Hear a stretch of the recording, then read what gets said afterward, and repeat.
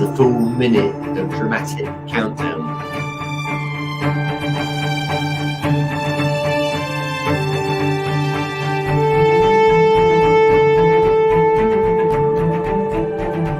Gives me a chance to check my CRM.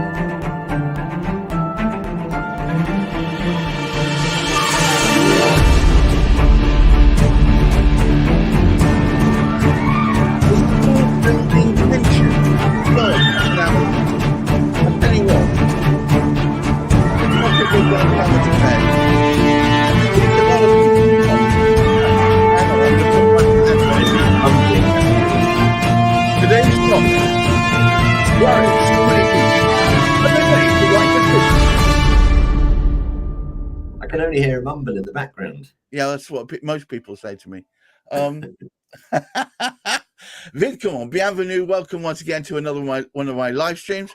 I'm very happy to say in the virtual studio I have my good friend David Chernick, and myself, Gareth Wax, of the Many Purple Hats. Now, I want to wind all of you viewers back to a time when you didn't have a CRM and you relied on spreadsheets, bits of paper, the back ends of envelopes, and maybe even the backs, if we can think back that far, the back of fag packets.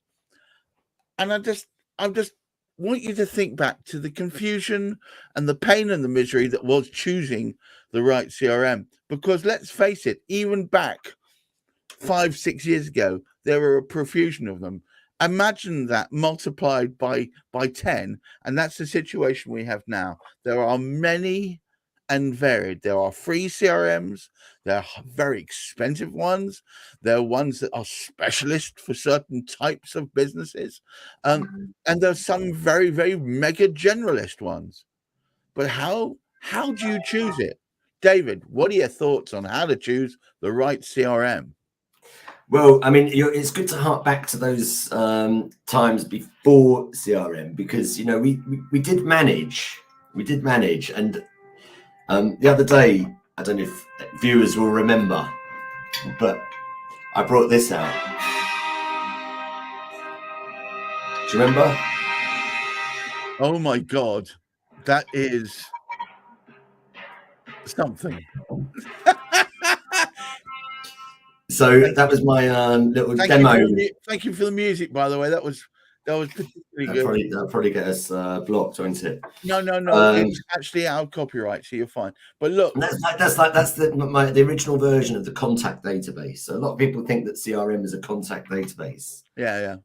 But do you remember there was a time before that, and this may be even further back into the dim mist of time. You're going to say card index file with R and ending in Dex.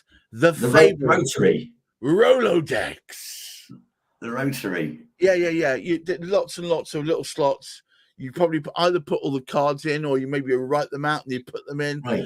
Now, the clever ones amongst us used to organize those card index files or rotary decks.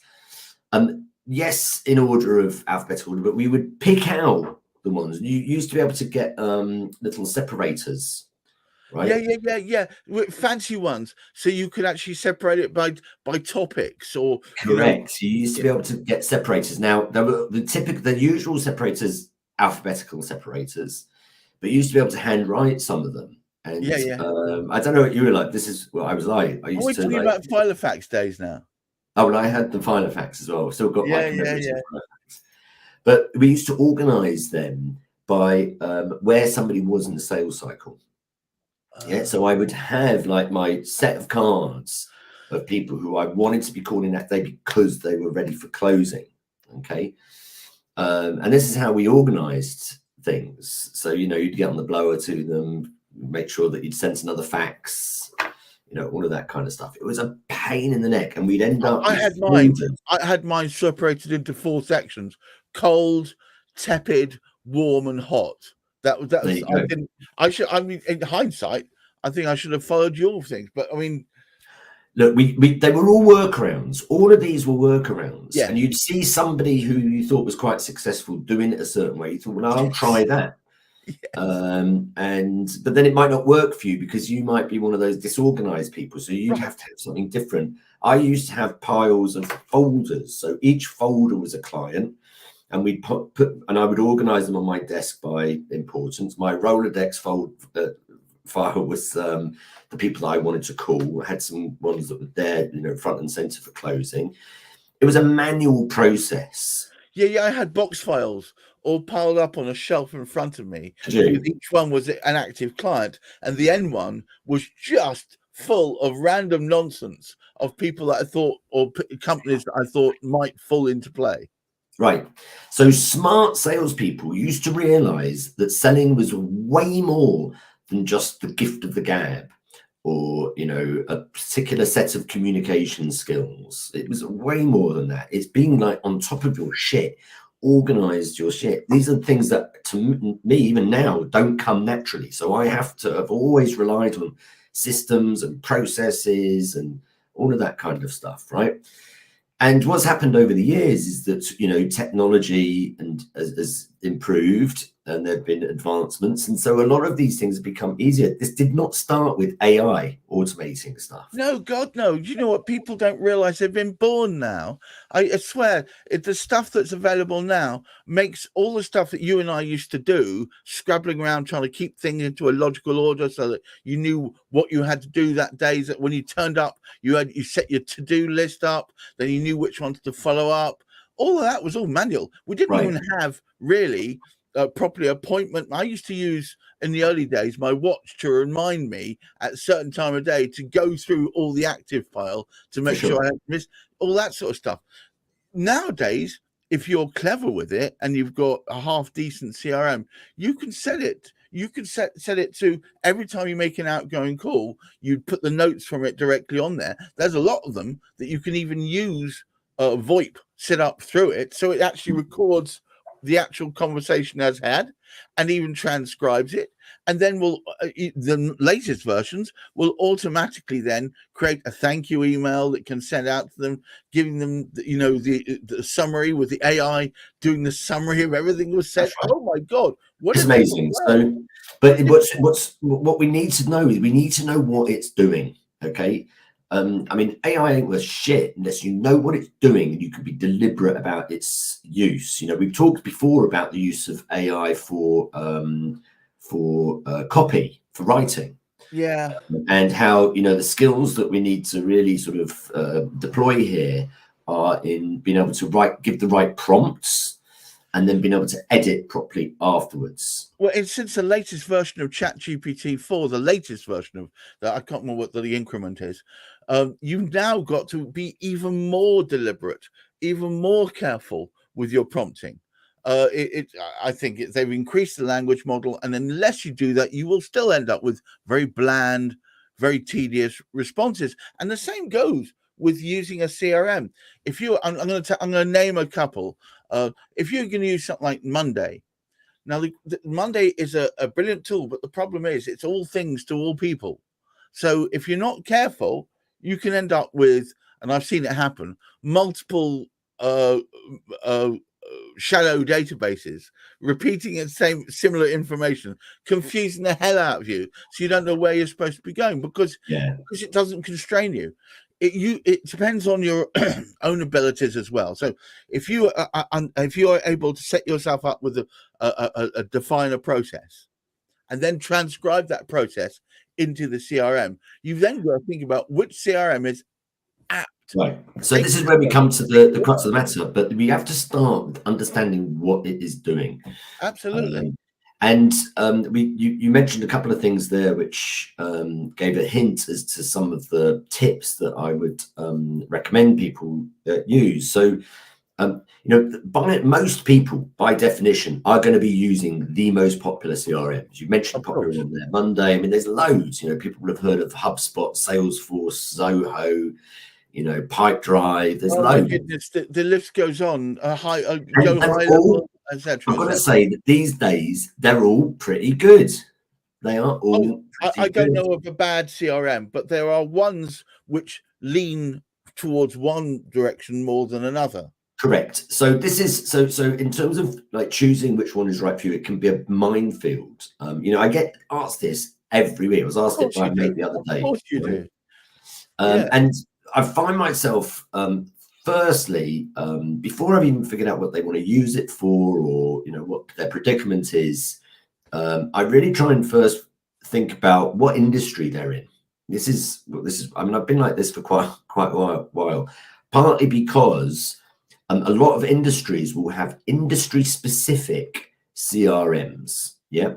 So, I mean, the first time I sort of looked at this was probably 15 years ago, and I was looking at one in the legal sector. Yeah. And the legal sector, lawyers, law firms, they've got a particular way of running their business. Quite often, they could be dealing with client accounts. So there's regulatory things there. Right. They have their own regulators as well, which require data to be handled in a particular way. They also use other pieces of software specific to their industry. For example, again, using lawyers, practice management software. So that's important because it might be that solicitors generate a business in a particular way. Solicitors tend to get a lot of referral business. And so whatever CRM system they're using needs to really kind of major probably on inputting referrals or generating referrals and working those through a sales process. Plus, it'd be really cool if they could integrate with their practice management software, because hopefully some of these people are going to become clients, at which point you want to manage them as a client. Right. Now, the larger, most popular CRM systems have a lot of this stuff built in anyway. Yeah. So when you first sign up to one of these systems and you start paying your monthly fee, or if it's HubSpot, it's free. But we can come to that if there's time. And it will ask you, what industry you are in, so that when it first presents you with your dashboard, the thing that you're going to be looking at, they will present it in such a way that's already set up for a typical person in your industry. Now, you might say, well, our law firm does things different to their law firm, which is valid. Yeah. And there's two schools of thought here. Well, they're both my two thoughts. On the one hand, I would say, well, really, what makes your law firm so special that you're selling in a completely different way to every other law firm? Is it really that different, or is the difference between your law firms really in the type of service that you're providing rather than how you're selling it? I would argue area of specialization, you mean? Correct, yeah. Right. That's on the one hand. On the other hand, if you're a successful firm and you've already nailed that client onboarding thing, that acquiring and onboarding new clients, and you're better than most of your competitors and anybody else, then it could be worth your while creating your own version of a CRM. Yeah, so you're not beholden to the typical way that everybody else does it. In my experience, most people are in the first category. If they are choosing a new CRM, or if they are buying their first CRM, then I would say that most of the time they're going to be, their sales process will be at best as good as the average of everybody else. Yes. So get an off the shelf one. But there are some cases where if you really are not only doing things differently, but much better than most other people, then you could consider having your own one written for you. And there's some great developers out there. I've worked with some. Do you know what? Here's the thing with developing your own. I think unless it's a good example, actually, the legal sector. Not much really fundamentally changes in that over a period of time.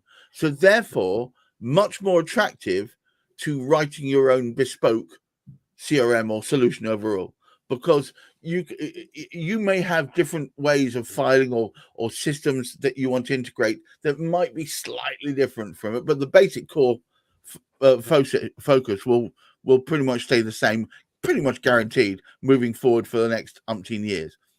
But if you were to pick, for instance, digital marketing and want to write a CRM for that, and we know that you stand around for more than 5 minutes at a time, and that's changed quite radically.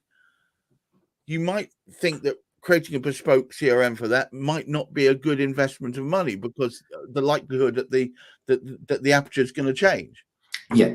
Well, look, I mean, and the aperture does change, and technology changes, and if you are part of the HubSpot universe, they're always going to be releasing upgrades, updates. They're continuously releasing updates. Absolutely. Yeah.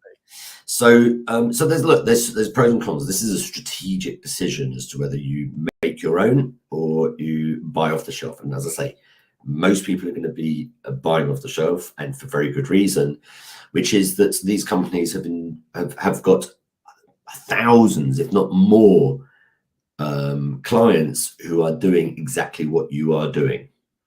Okay, so you are not only buying some form of automation and some form of improvement to your processes, but you'll be learning a best practice sales process at the same time.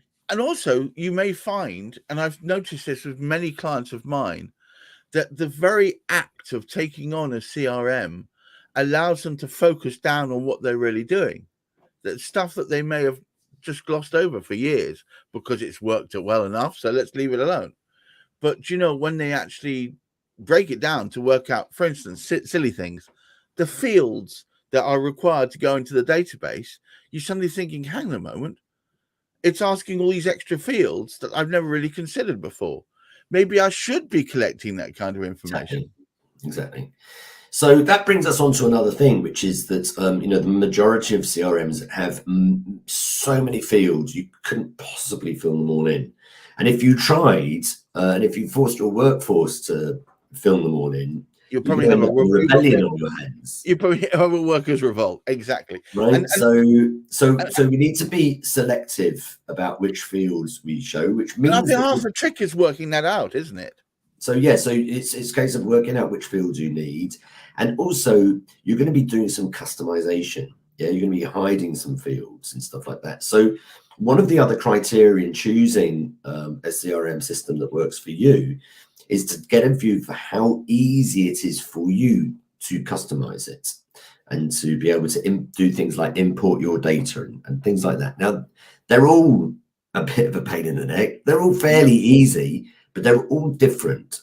And one might be just easier for you personally to do it. Okay, so it's worth, when you've narrowed the field down a little bit, if there aren't specialist CRMs that have great reputations in your industry, as I say, Lord, they have, but in others, I was looking at one yesterday. I got asked to look at one for sort of an omni-channel distributor, manufacturer type business. Okay, so and that, from what I could see at first glance, there weren't sort of any decent specialist ones for those industries. I mean, it's a very popular industry, obviously. So it's the main culprits, but I would recommend picking a couple of those and having a little look at them. They'll all have online demos, just to see if you can get a look and feel, and get on a call with them. You can schedule a word of warning. Just because it says it's free doesn't mean you should immediately. No, I've got 2 points to this. You should immediately plight your troth with it. Second of all, if you do decide you're going to try something out, be aware that there's this great tendency to then throw all your data at it, spend a lot of time customizing it, only to find that it's a pain in the arse to use, and none of your workforce like it. But because you've spent so much time and effort, you feel duty bound to keep the ball rolling. I would watch the demos, and I would get on a call. I think it's really important to get on a call with them, and sometimes a call can be just a chat call, but try and, if you can, get on. I'm talking really about small businesses, because a big business is definitely going to do this. But getting on a call with them, because the person that you're dealing with, you're going to be dealing with somebody fairly similar to them once you've subscribed, who will be your customer success manager. And if you haven't bought software in recent years, you might not be familiar with the term customer success manager, but it's worth familiarizing yourself with them, because, and it's worth having this in mind, these software companies don't really earn any money in the first year of your of you being a customer, because you're paying monthly. It's not like the old days where you'd fork out £1,000 per seat. You know, when they make their profit, you bought the thing, you've got the license, and off they go. It doesn't matter to them whether you use it or not. These days, they need you not only to use it, but they need you to get value out of it, because come renewal time next year, when perhaps they might start making a profit on you, they're going to be desperate for you to renew, and you're only going to renew if you've got the value out of it. So this customer success manager is going to try and make sure that when you sign up, you're going to figure out how to use it quickly and get it customized, get your data in there. Remember, the purpose of having a call with the sales guy up front, is so you can get a view as to what that support is going to be like. They want you to be their best marketing asset. So they want you talking well about it, because they're very much a volume-driven company. They need volume of people taking up these things, because they're all cloud-based now. So it's no longer, as you said, the big costly license install on a centralized server and all that nonsense. Nowadays, it's very much about seats, and they want as many as they can. And they want those people. They need those people to be retained customers. They need you to renew for years for them to be able to generate profit. So use that. You know, be a partner with them. Let them know all about what you're trying to achieve. Now, I'm just going to round this off before we close out. And I will toss over to David so he can do his grand summary in a second. But I love that bit. Personally, it makes me warm in all the right places. What I would say is, getting a CRM will potentially be something you're wed to for a good period of time, because you're going to develop it. You're going to make it more and more personalized. It'll become less generic and therefore become very much more a grand fit with your company. You'll start basing business decisions about whether it will work well with your CRM, things like that. So it is important to work out whether it's a good fit, not just for you, but for your workers. You've really got to get their buy-in, because if they buy in, they're the ones who are going to be entering all that damn information and using it. And if you haven't consulted them about it, but foisted them with the one you fancy the look of because he gave you 10% off, that's not going to fly, not long term.